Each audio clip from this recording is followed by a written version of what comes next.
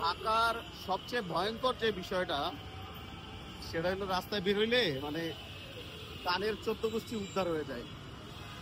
এত সাউন্ড, প্যা প্যা প্যা প্যা গাড়ির, মানে হর্ন, মানে দরকার নাই তাও প্যা প্যা করে বাঁচতেই থাকবে। এতে আসলে যেটা হয় মানে যে বাংলাদেশের মানুষ, বিশেষ করে ঢাকার মানুষ এত বেশি অসুস্থ হয় এই স্পেশাল কারণটাই আর কি। প্রচন্ড রকমের শব্দ শব্দ দূষণ। আমি আলহামদুলিল্লাহ একবার থাইল্যান্ডে ঘোরার সুযোগ হয়েছিল। তো থাইল্যান্ডে আমরা প্রায় সপ্তাহখানেক থাকলাম। রাস্তায় এত গাড়ি চলে শত শত গাড়ি চলে, বাট কোনো গাড়ি একটা হর্ন বাজায় না। কি চমৎকার! এবং কোনো শব্দ নেই, যে গাড়ির ইঞ্জিনের যেই বেসিক শব্দ, এই শব্দ পর্যন্তই, এর বাইরে আসলে আর কোনো শব্দ পাওয়া যায় না।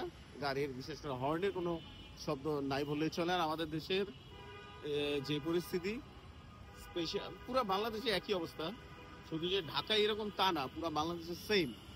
মানে রাস্তায় প্রচন্ড গাড়ি ঘোড়ার শব্দ, কানের অবস্থা পুরা একদম খারাপ, বাচ্চাদের অবস্থা আরো ভয়ঙ্কর। মানে আমরা যে কেমনে সুস্থ থাকবো এই এই জায়গায় আল্লাহ ভালো জানে। তারপরে হয়তো আমরা বেঁচে আছি আলহামদুলিল্লাহ, বাট আমাদের অসুখ বিসুখ, কানের প্রবলেম, নাকের প্রবলেম, মাথার প্রবলেম, মাথা ব্যথা, হরমোন, এটা ওটা, একটা না একটা, মানে থাউজেন্ডস অফ প্রবলেম লেগেই আছে এইসব কারণে। অ্যাকচুয়ালি ভয়ঙ্কর ঢাকা, রাতের ঢাকা আরো ভয়ঙ্কর। গাড়ি ঘোড়ার বর্তমানে যেহেতু রমজান মাস শেষের দিকে, প্রায় প্রচুর কেনাকাটা চলতেছে মানুষের, শপিং ঈদের জন্য।